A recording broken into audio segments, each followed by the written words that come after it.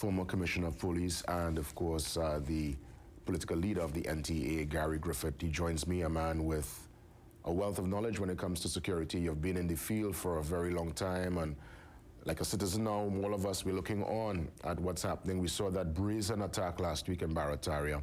After 7 in the morning, Gary, obviously we're seeing officers also being threatened. This is, again, TTPS officers, prison officers. It's really one where we look at the security framework and we ask the question, is it under siege? We'll get that response momentarily. Let me just say good morning and thanks for the time as always, Gary. Hi, good morning. Always my pleasure. Are we under siege? I mean, you're looking on, like all of us, we're looking at the news cycle. I'm sure you, we felt away, all of us felt away when we saw that brazen attack in Barataria early in the morning last week, 7 o'clock. What's your take on the developments? Well, it definitely is not isolated. You know, sometimes there might be an isolated situation and then we'll say, well, okay, well, it's not a clear and present danger. But there have been 4 specific attacks as it pertains to officers in the prison service, inclusive of the deputy commissioner. And then what is unfortunate is that the person who is the hierarchy, the head, he is virtually trivializing it because there have been 2 recent attacks, one with shots actually hitting the car of a prison officer, another one whose car is on fire. And he is now, if you see it on today's newspapers, and I think into the Guardian. Well, yeah, I'll tell you the quote. I'll tell you the quote, Gary. He says, quote, he said the incidents were not direct attacks against the prison or any officer. He says it's misinformation that's going around. Yeah, so shots are fired at a prison officer in his home. He goes for cover, shots are in his car. It's not a direct attack on the prison officers. Another one, his car is deliberately set on fire. It is not a direct attack on prison officers. A deputy commissioner of police car was shot at. It is not an attack on prison officers. I think he's trivializing the situation, and it may not be his fault. We're in a situation now of dire straits in the prison service where, because of the service commission, the person who holds the position of commissioner of prisons is basically a superintendent. And he may not have the qualification, the knowledge, the experience, the training to understand how to hold that portfolio. So is he getting the proper information? Is he getting the information from the relevant intelligence agencies and not acting? Is he trivializing the situation, or is it that he's not conducive to understanding how these things work? When I was commissioner of police, we had similar situations. And again, the silence of the present commission is deafening. It fell on me specifically because every single citizen's life I was responsible for, not to be blamed if they die, but to be responsible for. The present Minister of National Security likewise doesn't understand that. When I was Minister of National Security, I understood that as well. So what I had to do is I had to take responsibility for such situations. If the alert state is lifted, if there's even an alert state anymore, that may have collapsed. I built something called Building 13 in the prisons. That Building 13 ensured that we can prevent the use of cell phones to be given to specific persons who are calling hits, not just on prison officers, but persons outside. That Building 13 was a corridor to ensure that even though a prison officer may be on the take to give a phone to somebody in prison, we will have 3 tiers, a layer, police officers, then soldiers, then prison officers. So if a cup of coffee has to go through to that individual, it has to go through all 3.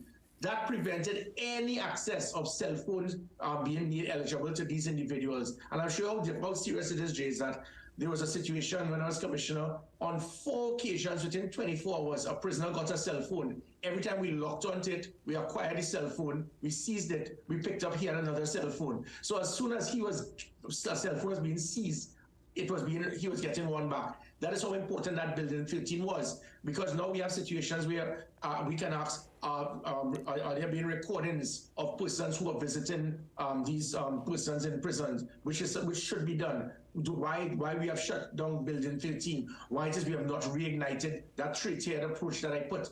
And there are other things that must be done, which is like, for example, when the Prime Minister and Minister Hines continued to cry about me giving out 4,000 firearms, half of that was for the members of the protective services. And there were hundreds upon hundreds still there with provisional permits to be given to the prison officers to protect them. That is important if the state is unable to protect those. And a quick point as well, people, sometimes they will say that why are we putting so much emphasis on law enforcement officers' lives under risk, where I as a civilian, my life is under risk. Yes, it is. It's not that one life is more important than the other. But when there's a direct attack of armed conflict towards those who are there to protect us and enhance our democracy, that is a clear and present danger towards the destabilization of a country.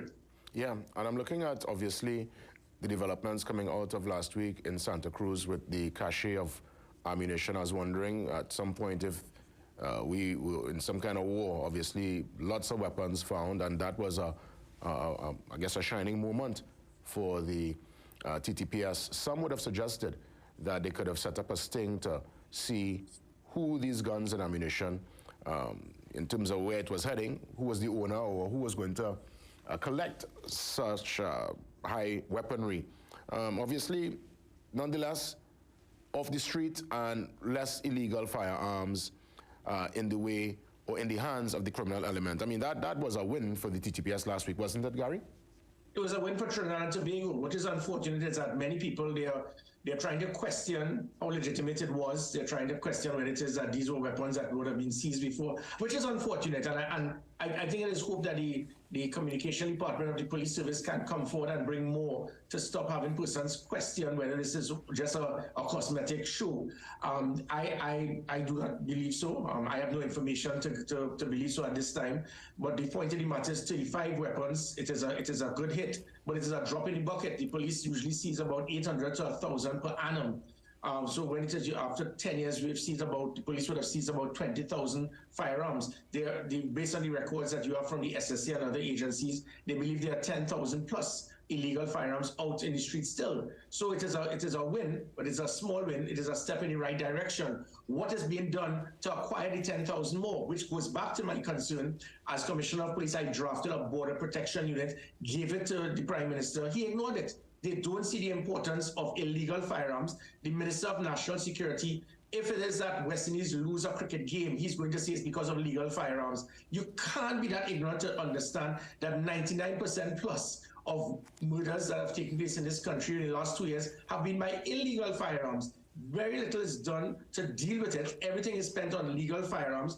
And even to the point where he has now stated that in Parliament, misleading the country, stating that the law enforcement agencies do not have 5.56 and 7.62 rounds. That is a lie. When you do that, you're giving the criminals the impression, so we have greater firepower than the police officers. Why would you make a statement to be so false in your excitement in the hope that make the country believe that law-abiding citizens were getting 5.56 and giving the ammunition to criminals? You can't be so excited based on your political bias that you're going to affect the lives of law enforcement officials. And it goes back to another point, Jay, again, with the law enforcement officials.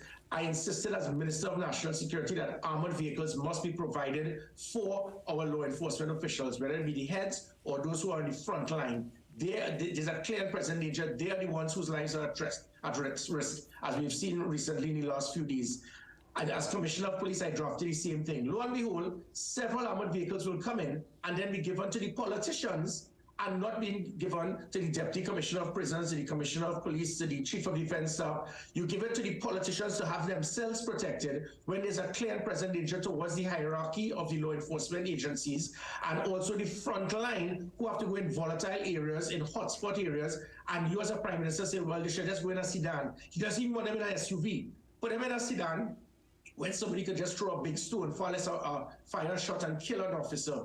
You're okay with that, but you want to make sure you get an armored vehicle to protect yourself and your political friends. This has to stop. And as much as it is significant of that march we saw around the Savannah recently to deal with a very frightening development, very far away on the other side of the pond, right here in Trinidad and Tobago, as you may have mentioned earlier this morning, over 20,000 persons' lives are affected annually from violent crime as it pertains to either being murdered, kidnapped, raped, or robbed. I said that, so we have a situation here as well. Yeah, we in our own one, it's been one for a long time. And what I've recognized recently is that the criminal element, they're becoming more brazen. Obviously, we saw the footage out of Charlotte Street. I live in Sanwo, and last week there were 3 major robberies, 2 business major, milestone, legacy businesses in the area. On the main road were robbed. My barber and all get robbed. You could imagine that, my barber.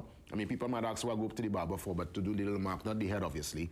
So my barber was robbed, these 2 businesses, and we're seeing the criminal element moving very brazen. My question is, what can be done to temper this particular development what can we do to set the tone and to change the narrative and to really send a message to those who are bent on that kind of activity to think twice?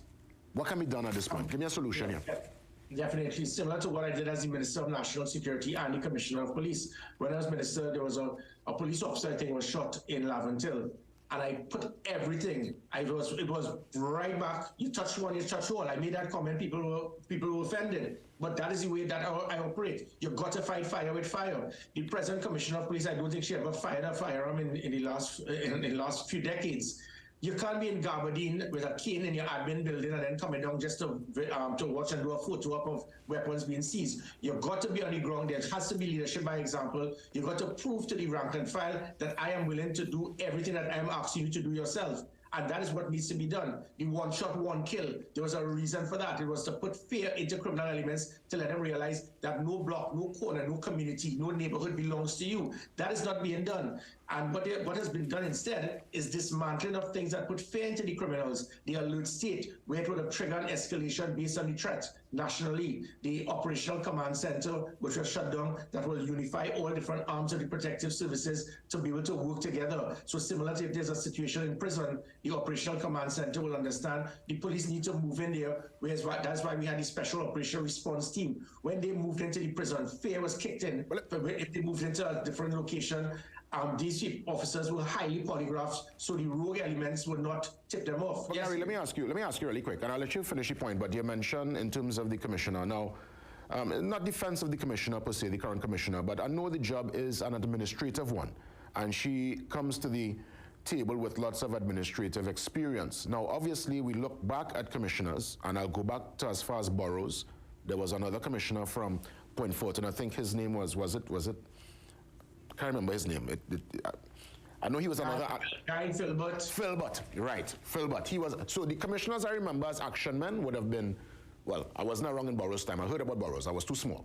But Philbert, I remember, he was gun in hand in the bush, on the scene, and of course, your goodly self. So understanding, and again, the nation looking at that particular trend where we had commissioners who would have been... And probably there were others too. I can't remember all, obviously, but there would have been that particular culture where you want to see a commissioner really on the beat, gun in hand, on a raid.